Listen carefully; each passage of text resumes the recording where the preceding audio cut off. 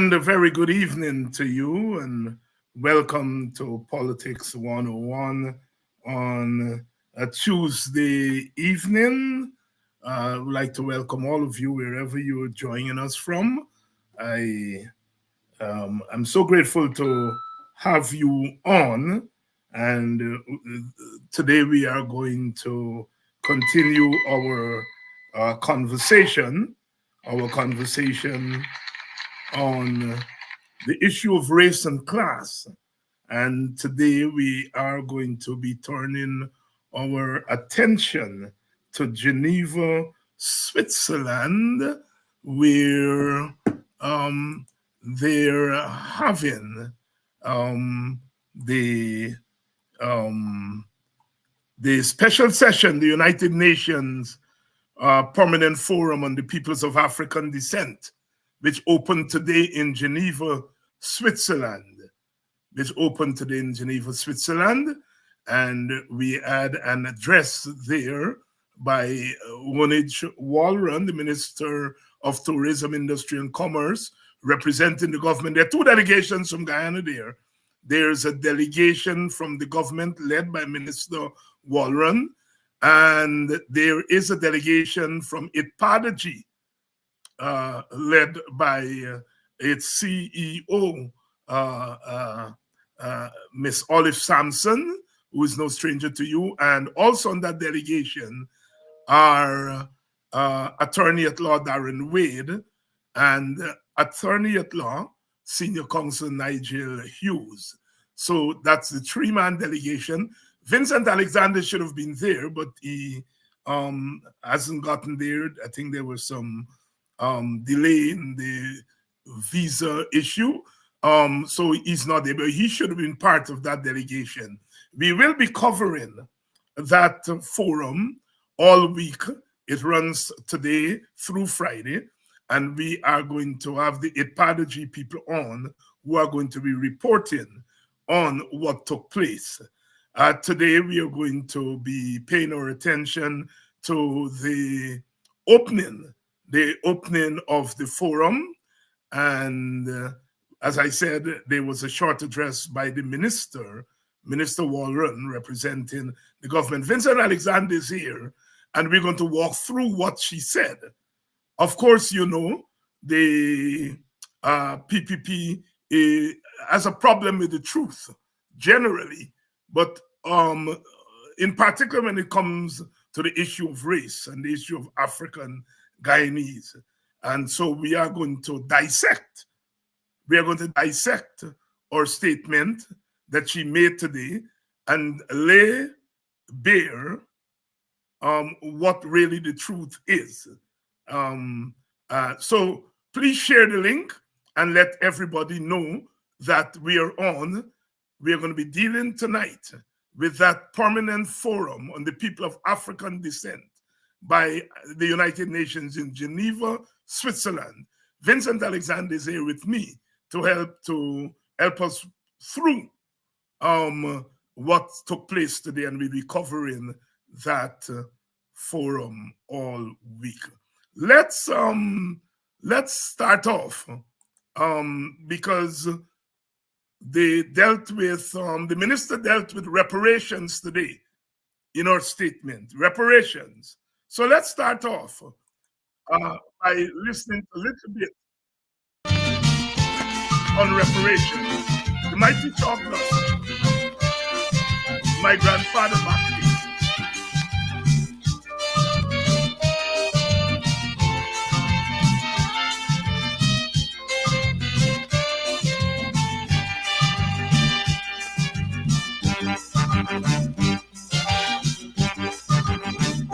My grandfather walked like a mule on Stallmeyer estate, cutlass in and lifting them heavy grapefruit crate.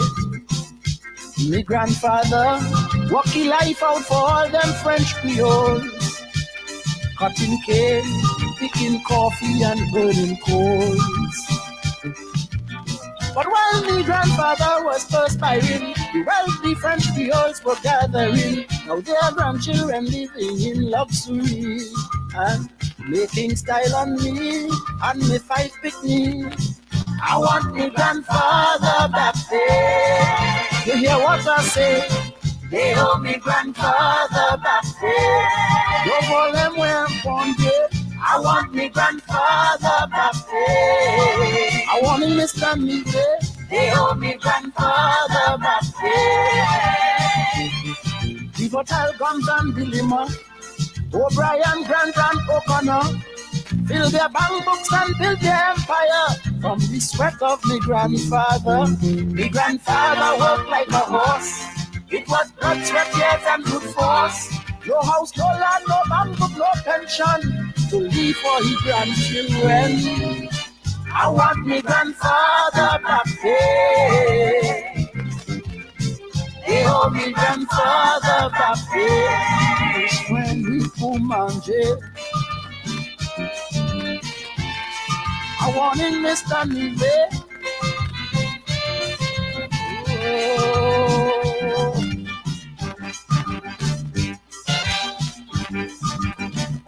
Me grandfather cut lateral and dance cocoa by Mr. Gibbs and Trisha. Me grandfather had to cut grass, feed and clean the horses and run errands for the wives of his white bosses. And while me granddad outside gardening, the wife inside the white woman kitchen, cooking, washing, starching, bleaching, ironing, and on she had a pin, piece of white linen.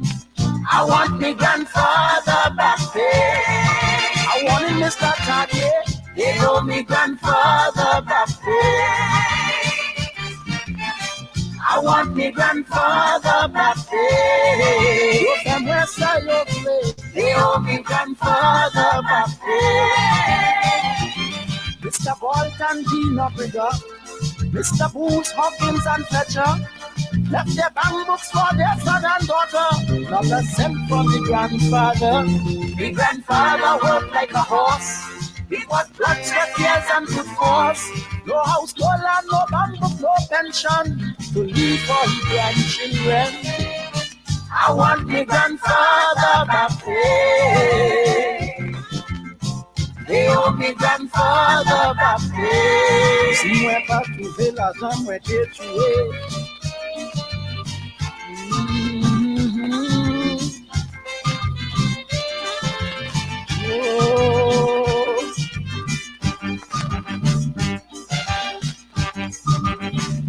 Used to carry me to Manzanilla, to dry copra, for Gaston the Gans, the French planter.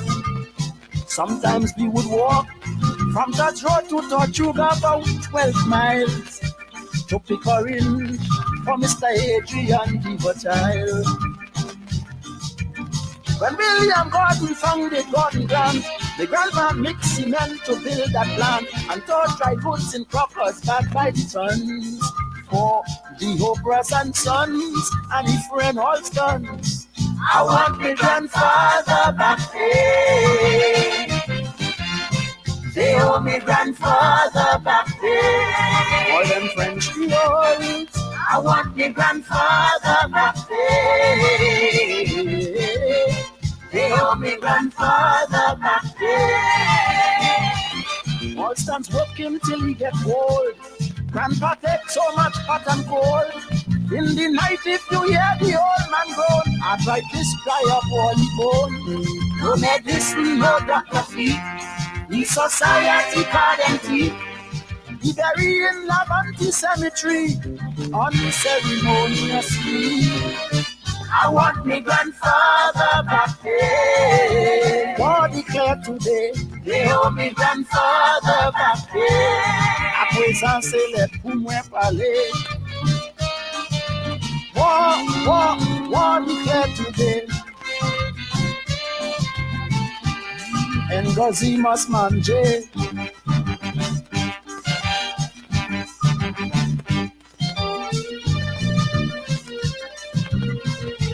Dedicated to your grandfather and mine, for the deeds of inspiration that flowed from their foreheads in our interest.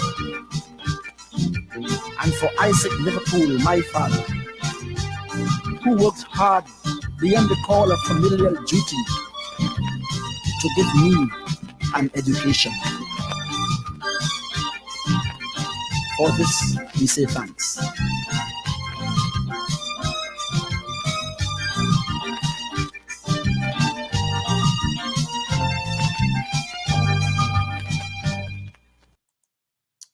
The mighty chalk dust, Dr. Hollis Liverpool, my grandfather's back pay, my grandfather's back pay.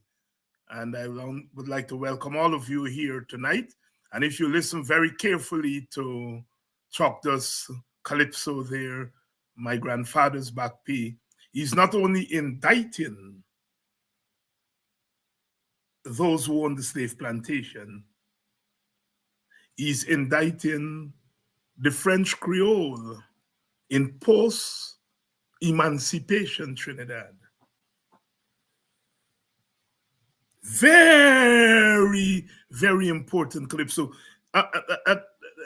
Chalk dust sang that in the 1980s. And we are having the conversation today about the post-emancipation state in Guyana also being responsible for reparations. So we have reparations for the pre-emancipation state, the slave state. And you heard Chalk dust talk there about his grandfather, arthritis, taking over his body, his wife working in the kitchen. The consequences of plantation, the health consequences, the educational consequences. The Calypsonian there giving us a broad perspective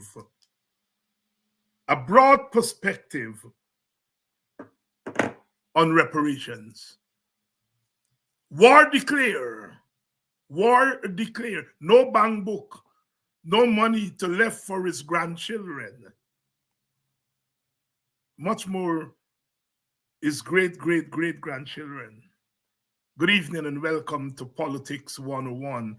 As you know, we've been talking the talk here for the last week, and we've been making it very clear about our narrative going forward.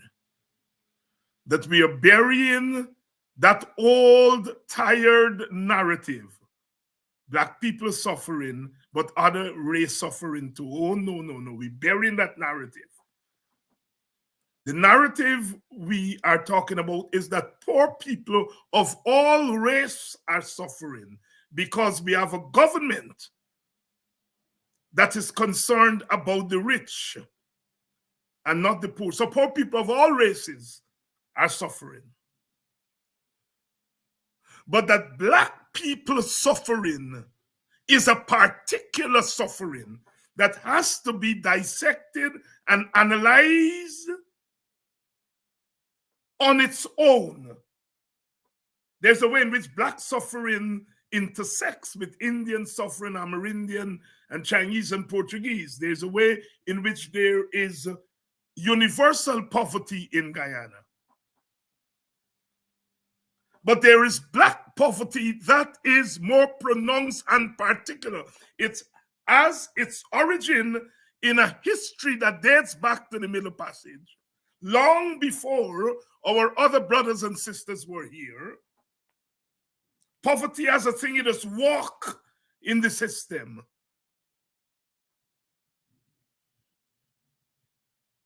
And then we have the race of today, the suffering of today.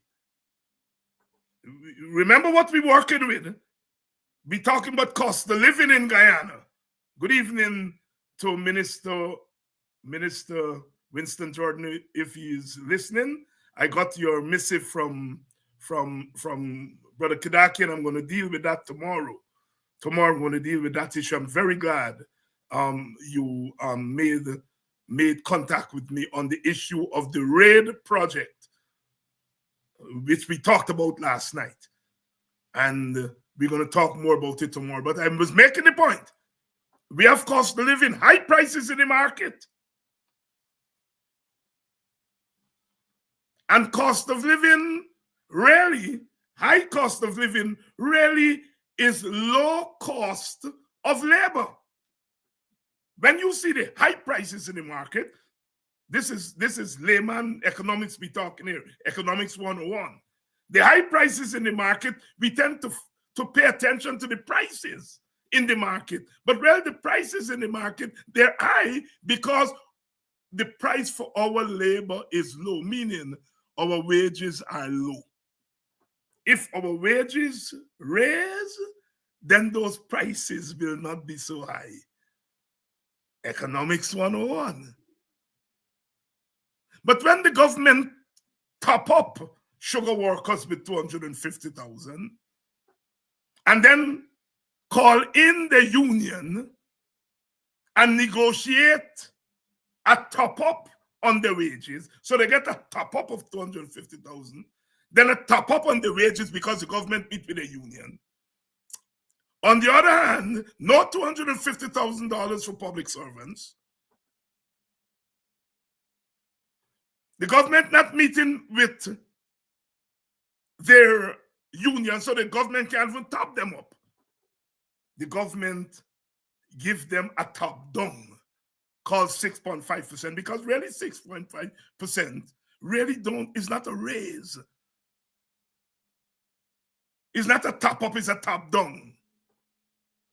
Now look who make up the majority of sugar workers, Indo-Guyanese. Who make up the majority of public servants? African Guyanese.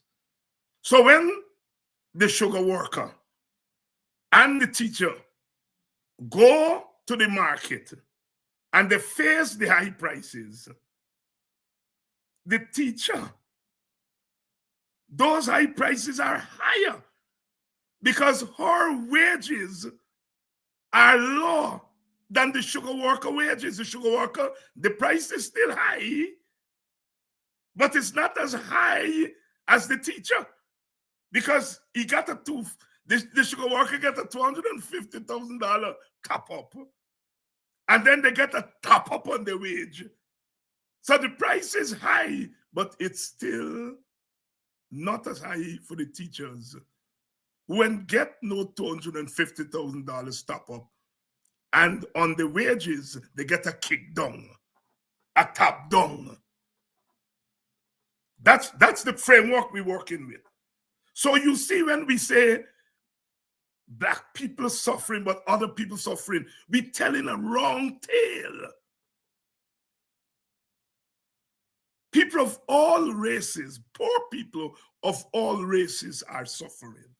But black people of all classes are suffering in a particular way.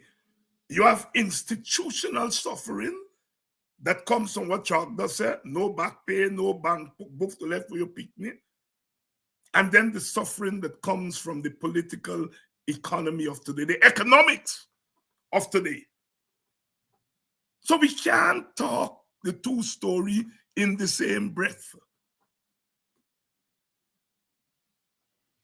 You all understand why Marxists like myself got to put black in front, black Marxists. Because we black Marxists cannot avoid the issue of race. Other white Marxists can do that. You know, Karl Marx never analyzed slavery. He talked about the Asiatic mode of production. Hey, making some slight reference to enslavement and colonialism. But he didn't deal with slavery. And he didn't deal with Ali and Jack Dio government. He didn't deal with Guyana. Guyana didn't exist. So we accept Marx's theory as it talks about the class division in society as being fundamental. But we part company with Marx on the issue of race, because race is non-existent in Marxist theory. So we, Black Marxists, have to deal with the phenomenon called race. And like I said, Marx didn't deal with plantation slavery, and Marx didn't deal with the Guyanese plantation of 2024. Good evening and welcome to Politics 101. We're doing it as usual because when we are finished here, we are arming ourselves with the consciousness that's going to make us fight to make Guyana right. Please share the link. Please share the link. Please share the link. I said last night that it is not completely true that the Granger government didn't do anything for Black people as Black people. He gave IPADG a subvention that is being taken away, has been taken away. Was no big money. It's a little freck, a little tap up to do some particular kind of work. It wasn't to go into the pocket of Black people. And then there was the RAID project that was housed in Ithaca, Buxton, Triumph, and Moko. I can think of those two programs that were aimed at Black people as Black people. I continue to believe that government erred in not tackling more of the particular structural problems of Black people. I continue to say so, but you got to give Jack his jacket. And I said last night that I think the RAID project was not properly thought through. And I got a response from Minister of Finance during the coalition, Mr. Winston Jordan, pointing to some particulars, and I'm going to deal with that maybe tomorrow.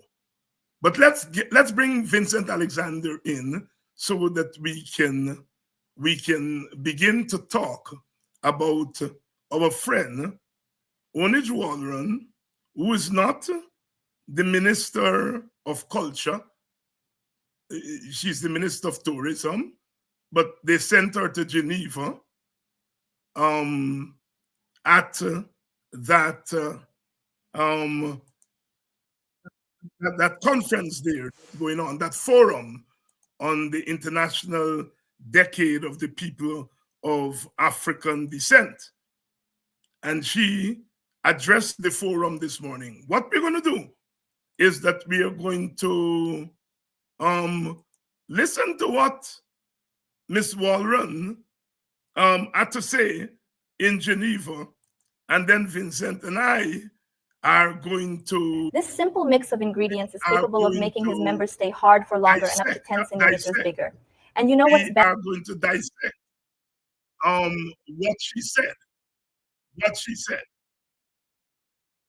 what she said there. So we're getting to that.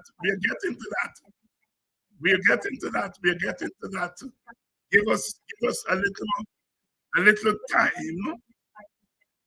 Give us a little time as we try and line up the tape here, and we're going to get to Minister Walron.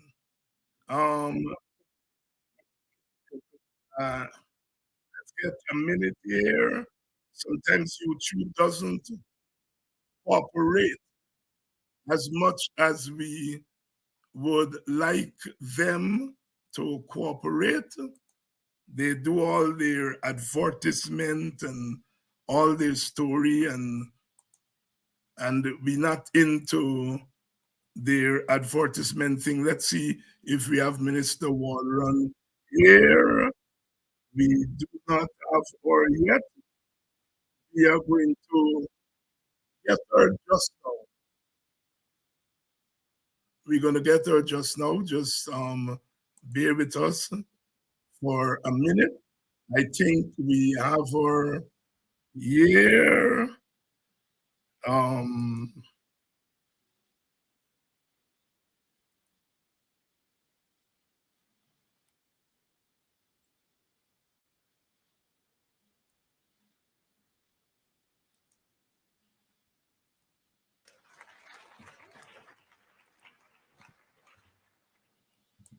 Madam Chair, thank you for according me and Guyana the privilege of participating in this high-level segment of the opening ceremony. We are honored to be part of this gathering to collectively address issues relating to improving the safety and quality of life and livelihoods of people of African descent.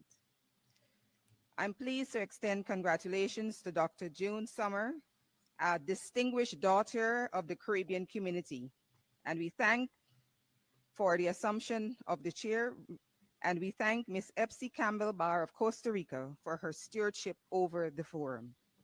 Guyana, as a multicultural and multi-ethnic society, is mindful and keen to ensure that our population in its entirety enjoys the best quality of life our country can afford. In that regard, we are mindful of the mandate of this permanent forum as set forth in the United Nations General Assembly Resolution 75 of 2014. Chair, we know that the panels in this session of the forum will address the issues of conditions for sustainable development and economic justice, education, overcoming systemic racism and historic harm, and cultural recognition. We also note that the CARICOM has been in the forefront of demanding reparations for the descendants of enslaved Africans. Guyana is fully committed to the CARICOM position, and His Excellency President Irfan Ali is on record of having added his voice to the call of the need for reparations. Consequently, we have established a National Reparations Committee within the framework of a 10-point plan agreed by the Caribbean Community, CARICOM. We at Guyana provide financial support to this committee and are proud to have facilitated the presence of its chair at this session. Regarding the call for a second international decade for people of African descent, we take note of the merits in that call and unreservedly support the extension of the decade. Guyana looks forward to contributing to the efforts toward improving the conditions of people of African descent, both by supporting the work of this forum and by continuing to craft and implement programs that will redound to the benefit of Guyanese of African descent. In closing, I look forward to fruitful engagements and healthy dialogue, making for a session that yields tangible progress towards realization of the objectives of the Durban Declaration. I thank you. Let me bring in Vincent Alexander.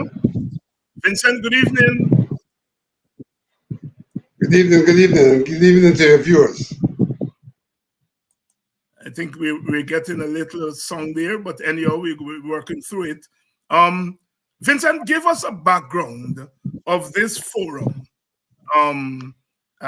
first, and then tell us a little bit about ITPADG's involvement in the forum, and then we'll get to the minister's remarks. Thank you very much. I hope I'm being heard better now. Yes, you're being heard. Right. Now, the United Nations in 2013 declared that the period 2015 to 2024 would be a decade for the people of African descent. This declaration came out of a period of conversations over a decade, going way back to the Durban Declaration, where it was recognized that people of African descent were still affected by racism, xenophobia, and racial discrimination, among other negatives, and that there was a need for a period when the world at large would seek to address this situation. So the decade commenced in 2015. As a part of the work of the decade, United Nations put in place a group of experts on the issue of people of African descent, as well as United Nations established a forum, a permanent forum for the people of African descent. And so at the level of United Nations, those experts were working along with the various countries, states, and non-governmental organizations to see what could be done to achieve the goals of the decade. The decade essentially focuses on institutional and legal frameworks which have historically disadvantaged the people of African descent.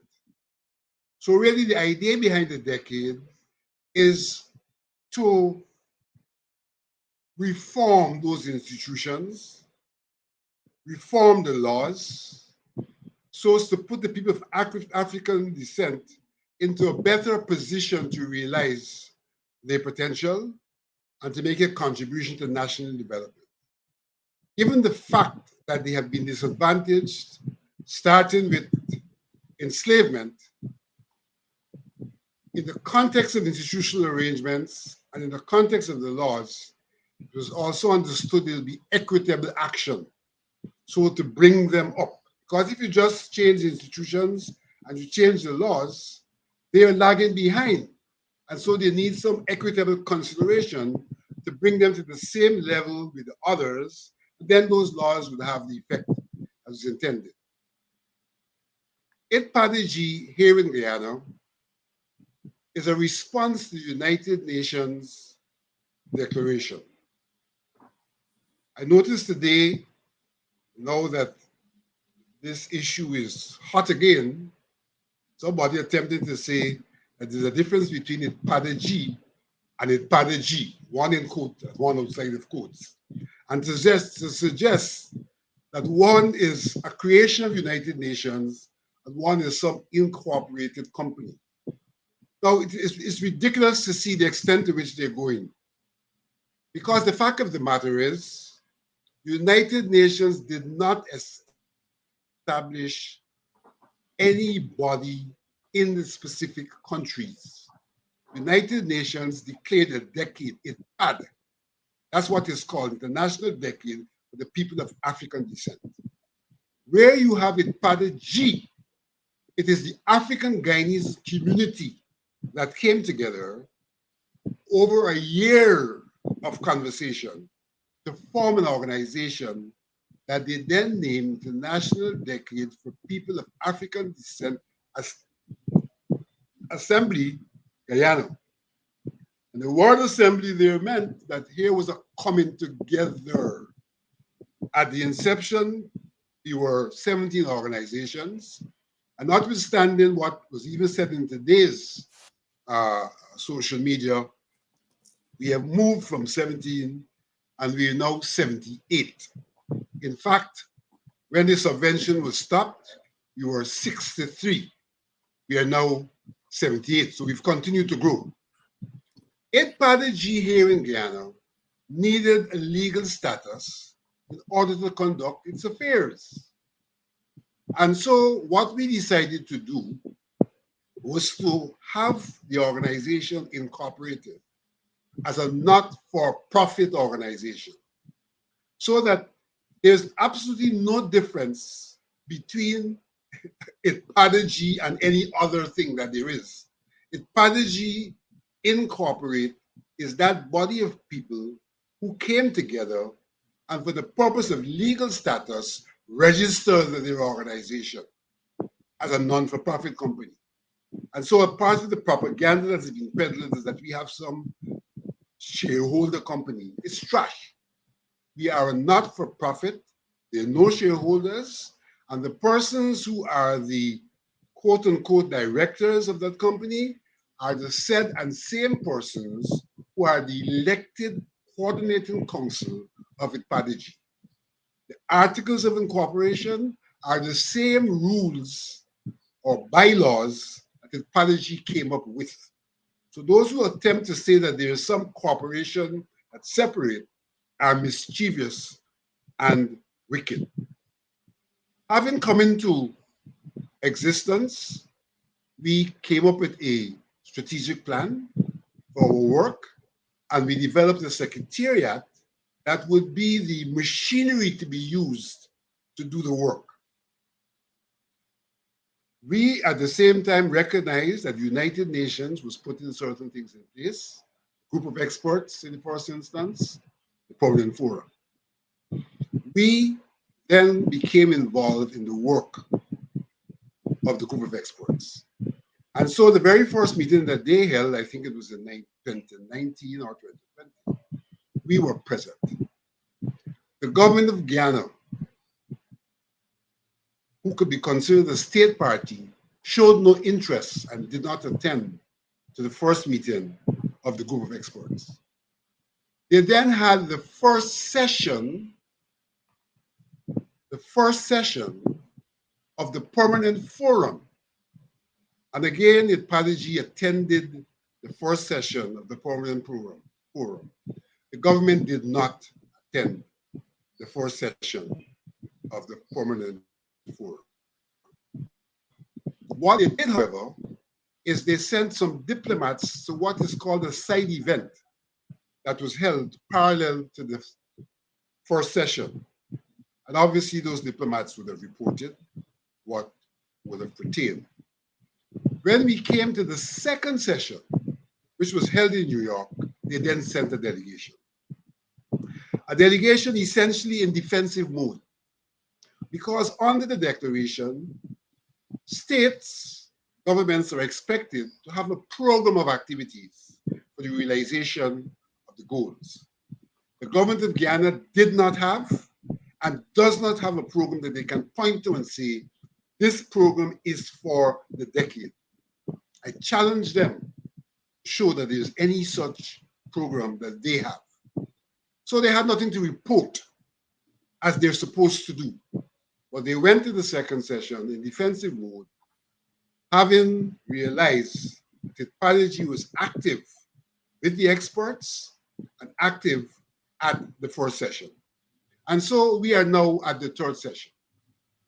What I'd like to observe about the representation at the first meeting that they attended, which was the second session, they sent Minister Waldron. The minister in Guyana who is responsible for activities under the decade is the Minister of Culture, Youth and Sports. They did not send him. They sent Waldron. I don't know if it has to do with the fact that he is an Indo-Guyanese, but that's his area of responsibility, as opposed to Waldron being an Afro-Guyanese. But having sent her, they also sent some people from the Ethnic Relations Commission. They sent the chairperson, who's an Indo-Guyanese, and they sent one, Ras Kafra, who purportedly represents the African community on the Ethnic Relations Commission. What I have to say about those two persons is this. Ras Kafra, for all intents and purposes, is a dissident in relation to Ipadaji. And I notice his letter of dissent of 2022 was published again today by somebody.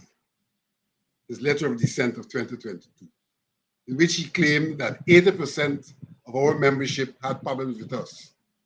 But as I said earlier, our membership has grown from 68, when he said they had problems.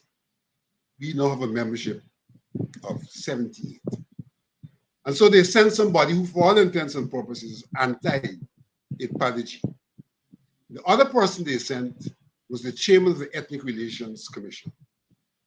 And whilst that person has an office, I would say that two things about that. One, the role of the Ethnic Relations Commission is more like an arbitrary role, arbiter.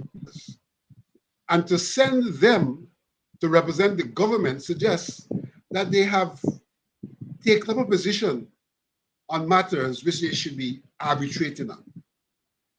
That apart, it's a decade for the people of African descent.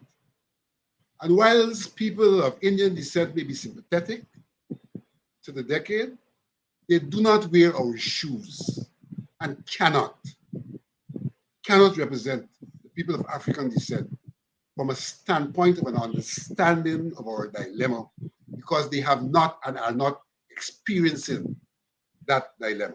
So the good gentleman, as good as he may be, is in no position or was in no position to really represent African Guyanese interests from a standpoint of knowing and living and understanding. And so we find that in the second delegation they've sent presently, once again, they have taken dissident Kafra and they've sent him. And now they've sent Mr. Suban. Again, they've sent people from the Ethnic Relations Commission, whose role should be completely different, but another Indo-Guyanese who, no matter how much he may love the people of African descent, he's not of African descent and cannot, from the standpoint of his own experience, represent the interests of the people of African descent. So they have sent him as well. So we have this continuity of sending a delegation, which really does not consist of the people who are concerned with, in Guyana, the issue of Ipadeji. This year's delegation, we've also seen them send in Minister Hamilton. Minister Hamilton, the minister responsible for co-op. Because Minister Hamilton is not in his ministry doing the work with the co-ops to bring them along. And in terms of the people of African descent, the co-ops represent that body that provides them an institutional arrangement that can allow them to be involved in business. And rather than help, he is destroying, but he's the one representing us at this forum. Suffice to say that he also was the one who went to Essequibo, where the Essequibo Co-op Union had their own building, a building which Ipadeji contributed to them being furnished and to it having equipment like computers. He literally invaded the building, chased the people from the co-op out, and made it an outlet of his ministry. But he's the one now supposed to be representing the people of African descent when his behavior contradicts anything about interests of the people of African descent. I remember him when we both appeared in the Freddie Kissoon show saying the problem with the people of African descent is that they have not taken advantage of opportunities, and therefore they have no one to blame for their state. He completely ignores the history of enslavement. He completely ignores what has occurred after emancipation and blames the people of African descent in totality for their state. And in fact, it is interesting to note that this blame which he heaped upon the people of African descent is very much in keeping with the government's response to the United Nations when they asked them to respond to complaints that had been made or a report that had been submitted in relation to the decade and the people of African descent. And in that report, the government had things like this to say. Freed Africans in British Guiana refused wages to work on plantations in response to the harsh conditions and that were meted out to them by the plantation owners and the British colonizers. Bangladesh. The people of African descent never refused wages. They demanded higher wages. It's quite the difference. They demanded higher wages, and we know the issues related to them demanding higher wages and to indentureship. We know the issue related there, but they demanded higher wages. And here we have history repeating itself in terms of the people of African descent, once again, and not only them, demanding higher wages and being refused. And what the people of African descent did was to get involved in the village movement, where they purchased villages and sought to get involved in agriculture. And what did the government have to say about that? The government's argument about that was that we abandoned the jobs, purchased villages, and then weren't smart enough to get involved in commercial activities. We go and plan provision. And so we denied ourselves the opportunity of entrepreneurship in terms of commercial activities by self-sufficiency, by planting provision to feed ourselves in the face of the struggle for greater wages on the estates. So that there's a narrative this government has about the people of African descent, which they've even put in documents to the United Nations to suggest that we are responsible for the state that we're in, and therefore we need no assistance. The environment is ripe, and if we were to behave different, all would be well. The problem has nothing to do with institutional problems. It has nothing to do with the laws. It has nothing to do with the fact that in our villages we were not given license to trade, and that the indentured Portuguese were given license to trade when we didn't get license to trade. It had nothing to do with the fact that we couldn't demand higher wages because indentured laborers were brought to displace us. No, it had to do with us having a problem in terms of being natural entrepreneurs, being sensible and smart enough to do the right things. And that's a context in which the government is responding to G. Because the response to G is that you have gotten $100 million and you don't know what to do with it. You're giving it as super salaries to staff. If the G is to service the people of African descent, you have to have a staff. And what makes a salary super, I do not know. But you have, if your enterprise is manual, manpower oriented, then the money will go on the staff who have to do the work. And the evidence of the work that we did and are doing is out there. When we hold, for example, what we call a Ujama, an exhibition in Main Street, where we bring together over 100 people of African descent to exhibit their craft, to sell their craft.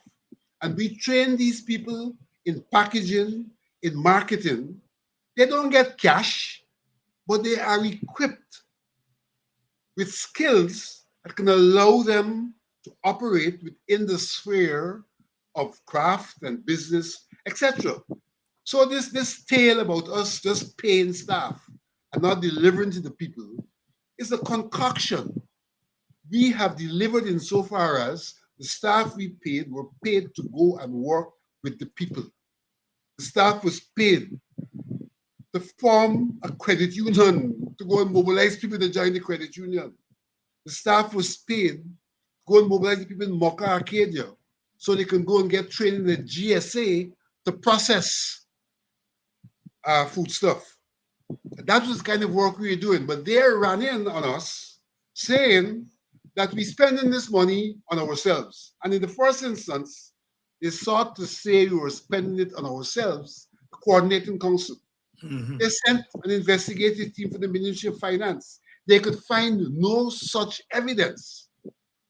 But what is interesting to note is that the action taken by the government corresponded with two moments. It corresponded with the moment where one of our organizations, not in Party G, Coffee 50, was going to hold a forum under the theme Emerging Apartheid. It wasn't Coffee 50, it wasn't Party G's forum.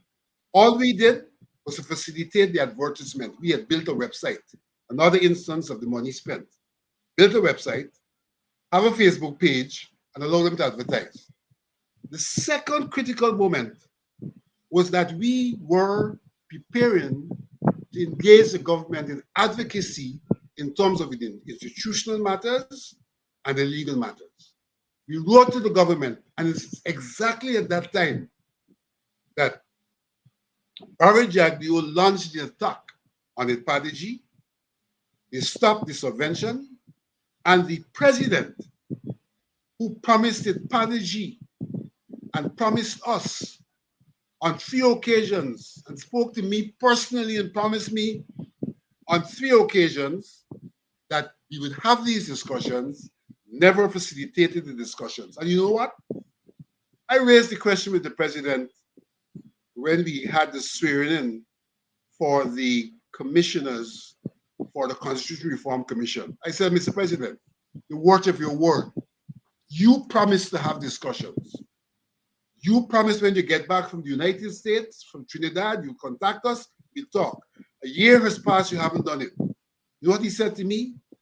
He said, my word on this, the fasting week of Ramadan, I'll speak with you next week.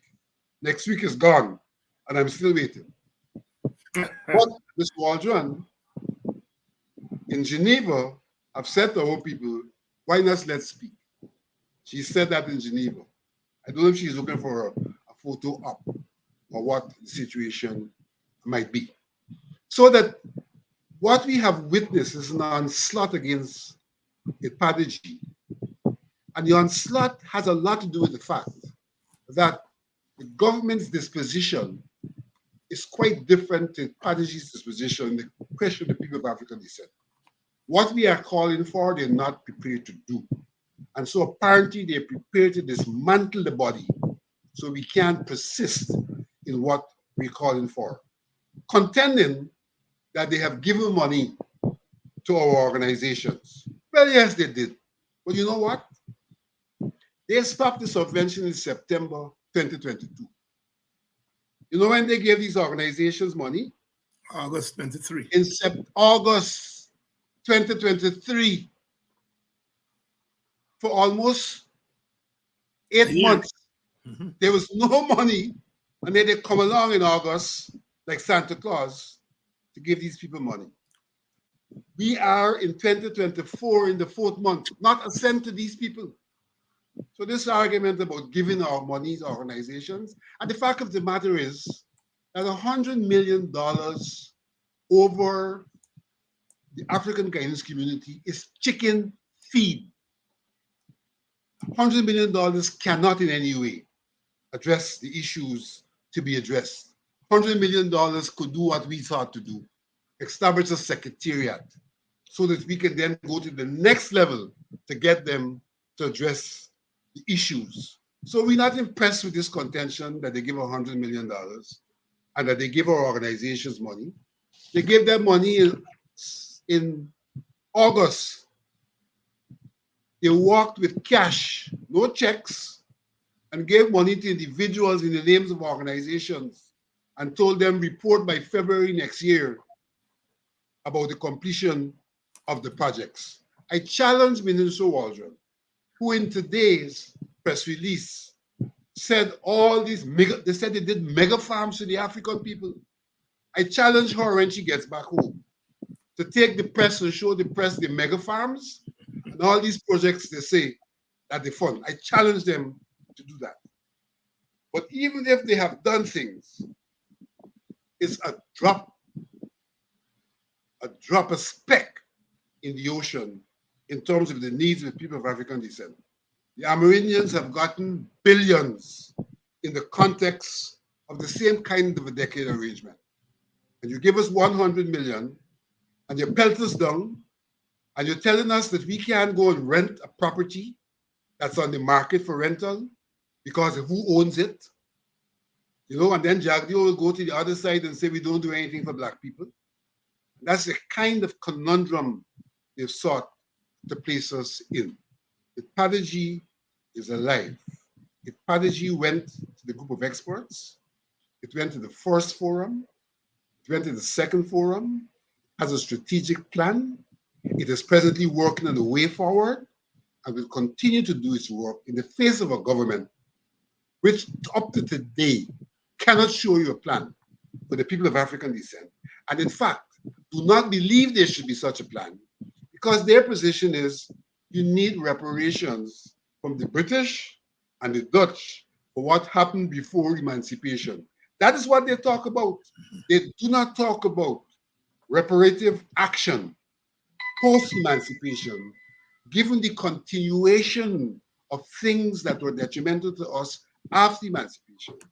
And given that United Nations and the Durban Declaration specifically said that these conditions continue to exist and need to be addressed, their position is the African brothers were enslaved, they need reparations, and once they get reparations, then Guyana is hunky-dory.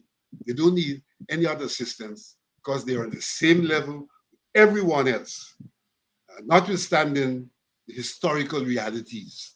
The realities where we had to leave our villages, seek jobs in the public service, and then they say now that we hug in the public service, we hug in the police, we hug in the GDF, and therefore other people should be given an opportunity. But we are there for historical reasons. We are there because that is where we found rescue in the face of an onslaught by the state against our villages and our attempt to be involved in agricultural activities. And even now where we rescued, there's an onslaught against us. Low wages on one hand, and trying to say to rebalance the workforce. So where do they expect us to go?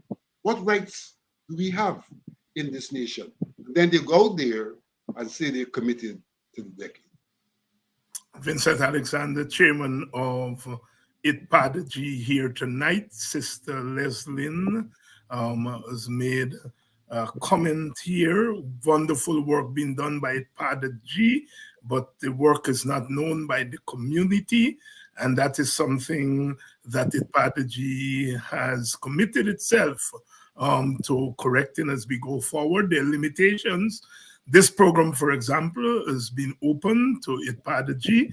Tonight, we have, let me put on my eye, at present, we have 1,619 of us live on this program. 1,619 of us live. As I speak, it's gone up to 629 in the last couple of seconds. If each of us share this program, if each of us share this program, then we multiply the number of people who get this information that Mr. Alexander has given us here tonight. There's a challenge in the formal media because this question was asked by a media person at a briefing recently by ITPADG, and ITPADG's response was that the so-called traditional media pays little attention to press releases by ITPADG, and that's the truth. That's the truth. If you're not one of the big political parties, the media generally don't pay attention to you. But as I said, there are how many of us now? There we go. 1,699. It's gone up to 1,700 now of us here. If each of us shares this program, then we multiply the number of people who see in this program. And remember, we are saying we have to have two separate conversations. There are ways in which, are moments in which, areas in which the two conversations intersect. But they have to be two separate conversations. It is the conversation of the poor and the powerless in Guyana. But the conversation about the Black people in Guyana, Black people, because Black people's problem date back, like I said, to the plantation long before our indentured brothers and sisters came. And then there's a way in which the plantation is manifested itself in another rush for El Dorado. Remember, the Europeans came here looking for El Dorado, and then they implemented slavery to find El Dorado. El Dorado turned out to be sugar. And now they're coming for the real El Dorado now, oil. And wherever there's an El Dorado, you have to have labor. You have to have chattel. And they're trying to turn us into chattel again. Remember what Jack Dio said? Sugar workers produce something public servants don't produce nothing. So they deserve slave wages. We are in serious times. I'm talking to all black people. And I don't care how you all differentiate yourself. I'm saying red nigger, black nigger, Douglas nigger, same nigger. Georgetown nigger, country nigger, same nigger. This system of domination that they're implementing it will swallow all of us up. And those of you crawling on your knee, going to lick the PPPs, something, you all will be consumed on your knees. Mark my words. Vincent, we heard the minister. God bless her soul. We heard her there in Geneva, speaking glowingly about reparations. And you started to talk about what, when they say reparations, what they mean. And what we say, when we say reparations, what we mean is two different things we're talking about. But she stands on that international pulpit and she says that her government is committed to reparations, is committed to extending the decade, and so forth. Are those words matched by the reality of our government's actions in Guyana? Well, first of all, let me repeat. When this government speaks about reparations, they are not responding to the mandate in relation to the decade. Because the decade speaks about institutional and legal frameworks that are extant and need reformation. The government does not speak about that period. The reparations that they talk about are the reparations being sought from the British and the Dutch, and those reparations are related essentially to the pre-emancipation period. So the first point I want to make. If one listens to her speech carefully, she separated out reparations from the other elements. And so she made a unequivocal commitment to reparations. So she made, like the president does, an unequivocal commitment to work with the people of African descent and the CARICOM Commission to get the British and the Dutch to give us reparations. But she made absolutely no commitment for the state of Guyana to put in place a plan to deal with the transformational issues that the decade requires should be dealt with. She said they noted these things. She said they're committed to another decade. But at no point in time did she commit resources or any plan of action in relation. And so in many regards, and in fact, when she talked about the Guyana, she talked about the government is committed to the enhancements of the people of Guyana in its entirety. Mm-hmm. The point you were making earlier. Yes, the people of Guyana in their entirety need attention. But the decade has been put aside because separate and apart from all of us needing attention, there are some specific issues that affect people of African descent that have to be attended to. You know, for example, we don't have the level of research being done in Guyana as to why the people of African descent are more affected by certain lifestyle diseases, diabetics and hypertension. And people don't seem to realize that when we talk about addressing the issues, that those are some of the issues to be addressed. Those are some of the issues. If the kind of research is done, then we'll be able to do work with the people of African descent in terms of the dietary issues, nutritional issues, that can address the health issue, and that can lend to longevity in terms of their own lives. She hasn't responded to the fact that in the school system, we have called for the people for history to be taught. A history which speaks specifically to the history of all Guyanese and that of the people of African descent in particular, so that we could be recognized for who we are, so that we can ourselves get involved in self-recognition. No work is being done on that, but there is this commitment of the entirety. There may be things that require a specific action for others. We know already that specific action is being taken for the indigenous people. We know that the United Nations had a decade and 2 decades for them, and we have seen what has come out of that. They have a Tushol Council, they have a development fund.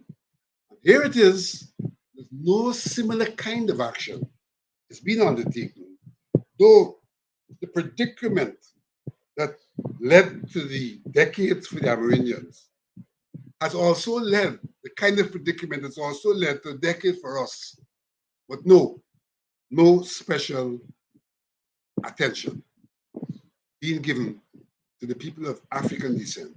And rather than attending to them, there are malicious acts to try to destroy the mechanisms they're putting in place to do things for themselves and to relate to the government, because it is clear that the United Nations in its declaration has called for state action. And if you're going to have institutional change, you're going to have legal framework change, it requires the state. We have listed what we think those changes should be, prepared ourselves, sought to engage the government, and they have so far refused. In other words, they refused to act on the core issues for the decade. But they sent off a team to Geneva to say what they're committed to. And if one listens carefully, one would see that the commitment is to reparations, getting money from the British and the Dutch. And there is no material commitment. It's just a set of fluff about the current decade and an extension of the decade. To say that you've given our organizations money does in no way address institutional issues that have to be addressed and the legal issues that have to be addressed. In addition to the fact that the money given to the organizations compared with the monies you give to the Amerindians who are lesser in number, what the Padaji got is chicken feed. And the amount you give to the Amerindians is a clear indication of the kind of monies, the kind of programs ought to be worked on. Let me make another point. That even as they talk about reparations, there's a sneaking up taking place, trying to tie reparations to the people of African descent with some reparations for indentureship. I do have no problem. I don't think the people of African descent have a problem. But if there is something to be given to the indentures for whatever happened to them, but there is no equivalency between enslavement and indentureship. And enslavement has to be dealt with in its own right for what it was. It was a subhuman state, a free-for-all, where we did not benefit from our own labor and are owed for the contributions that we made to make Guyana the place it is today. It's completely different from indentureship. In a circumstance where they said they were fooled, now to doubt them they were fooled, but it was a relationship they entered into voluntarily. They came, capitalism exploits, they're exploited. but their exploitation in no way could be equated to making other people chattel, not human, a percentage of a human, but to exploit their labor to build country from which all are now benefiting. So that we also have to look at this problem of this cheap talk about indentureship being equivalent to and being tied to uh, enslavement for the purposes of reparations. Vincent Alexander, and a very good evening to all of you who've joined us in large numbers tonight. And I like to see this, and I like the comments. Good evening to all of you. Good evening, Sister Leslie. Thanks for that comment. I remember you. You, Vincent, and I, we sat at the same table at Sister Marshall's wake last year. So I know who you are. I get a little old, but the memory's still intact. And good evening to all of you. Good evening to all of you who have joined us tonight, because as I said, we are talking serious talk because we are moving forward at a critical point in our history. And I want all Guyanese to be in tune and to be conscious, but I want African Guyanese to develop a particular consciousness, because it requires consciousness to take action. And we have to take a particular action to right the wrongs and to straighten the crooked roads and crooked angles in our country so that we all can survive equitably. You hear? Equitable. Equality demands equitability. Equitability. And we're spending this week, we're covering that conference, that forum of the United Nations Decade for the People of African Descent. Vincent, you should have been on the delegation. The delegation, however, is there. Sister Olive, Brother Nigel, and Brother Darren Wade. They're there representing it, Padaji. Are they expected to address the conference? The way in which the conference is fashioned, today they had the general discussions, and tomorrow and the day after, they will have panels. One has to register to be able to make a presentation.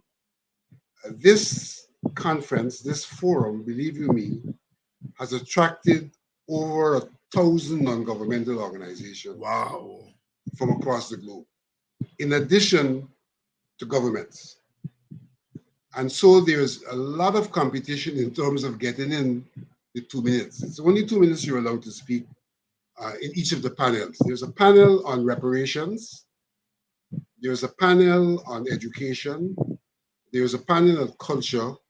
And there's a panel that deals with sustainable development. So we have, in fact, prepared statements to present to each of those panels.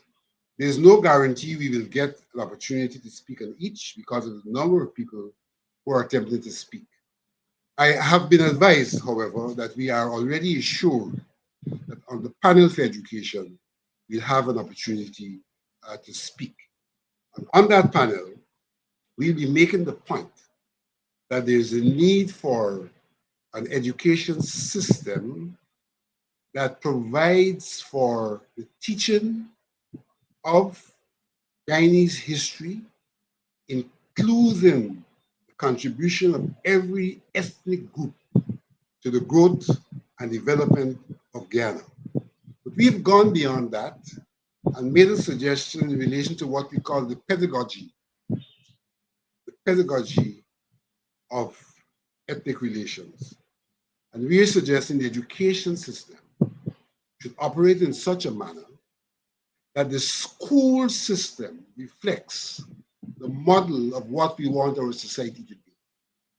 And that every activity in the school should be a learning activity in the context of what we want Ghana to be. So whether it's managing the school, whether it's the environment of the school, whether it's the clubs in the school, whether it's the actual core curriculum, it should all be fashioned in a way to to become a learning experience in relation to the Guyanese personality we would wish to go out into the wider community as we seek to go through the transformation which we are talking about.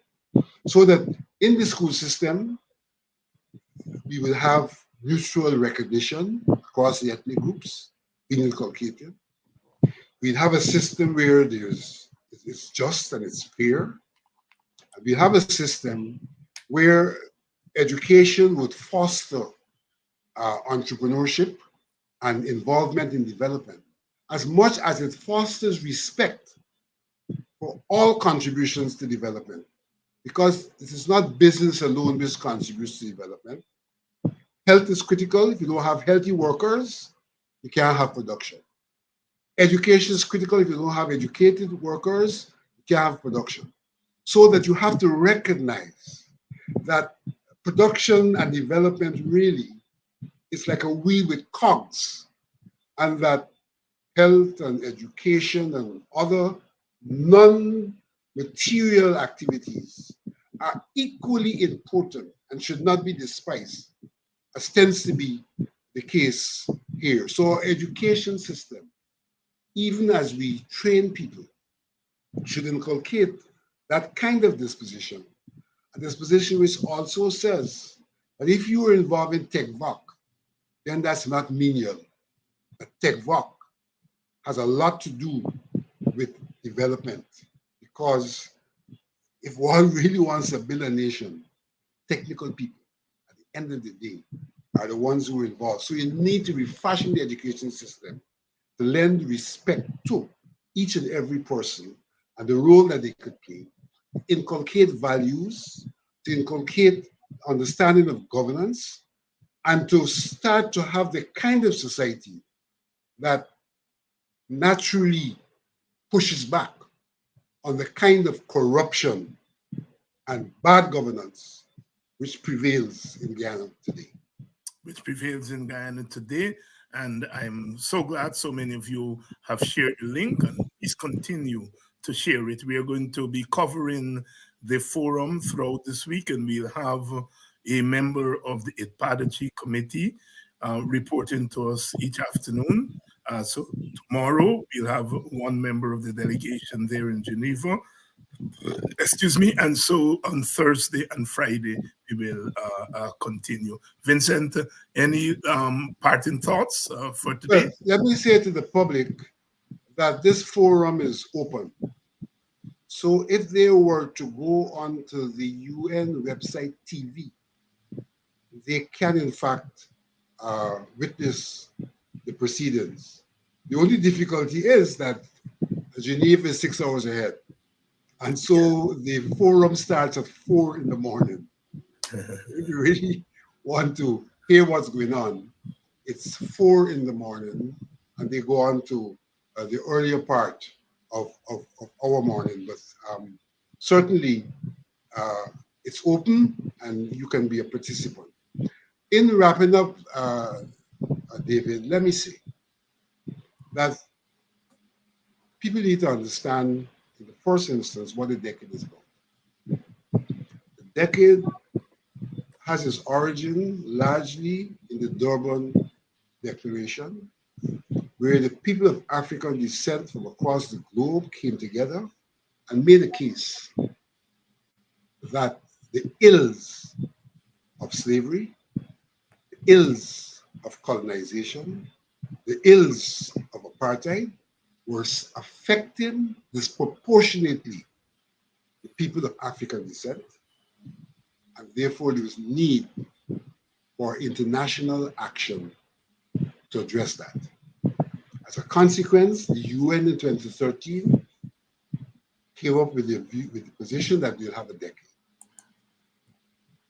This decade is not about culture alone, because that's another thing that is happening. When people talk about the people of African descent, they talk about dance and song and all of that. And I've noticed that is a part of what the government speaks about. It's about the complete development of the people of African descent, including their culture.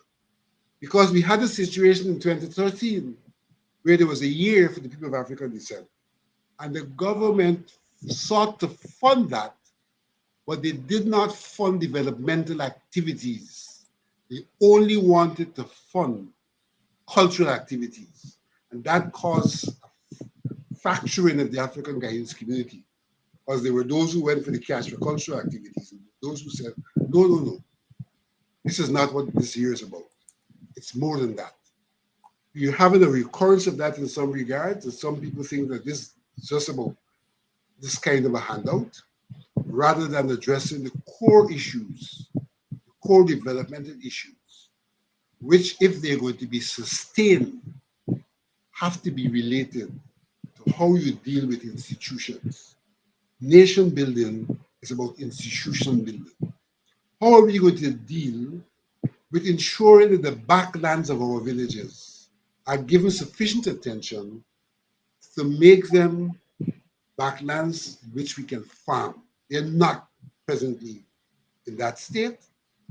And even in the instance where the Granger administration established a project for Mocha Arcadia, Buxton, BV Triumph, and Etika to rehabilitate those backlands, this government came in and brought that project to an end, removed the equipment, and therefore that institutional arrangement. We need to understand when we say institutional arrangement, what we mean. Institutional arrangement, the institution that provided for a project and provided for, when the project is done, for the community to have control over the equipment to continue to maintain the backlands, was brought to them. And you would wish to hear what Minister Hamilton had to say about that, but he's representing us today. Yes. In Geneva. We, the people of African descent, have got to be able to make our case. It's only if we make our case, we'll be successful. No one else has our experience. They may be sympathetic, but they're in no position to be empathetic. And many of them are in a position where they want to perpetuate the exploitation that brought us to where we're at. So we have got to come together to make our case about what is due to us, even as we continue to contribute to the growth and development of this country, and that this is not about a problem with any other ethnic. It's about responding to the xenophobia, the racism, the racial discrimination, and other forms of discrimination, and the institutional problems and legal problems that exist that are perpetuating underdevelopment of the people of African descent. Vincent Alexander, chairman of ITPADG, here tonight discussing Black people business. And as I have been emphasizing these past couple of weeks, we have the nation's business, we have poor people business, and we have Black people business to look after. And sometimes they intersect, at other times they diverge. And they have to diverge as far as it has to do with Black people business, because Black people have had a peculiar experience and continue to have a peculiar experience in our Guyana. Vincent, it's always a pleasure. You bring a wealth of knowledge, perspective, and you contribute to this new consciousness that we are building in our country. It was Carter Woodson who at the turn of the 20th century talked about the new Negro.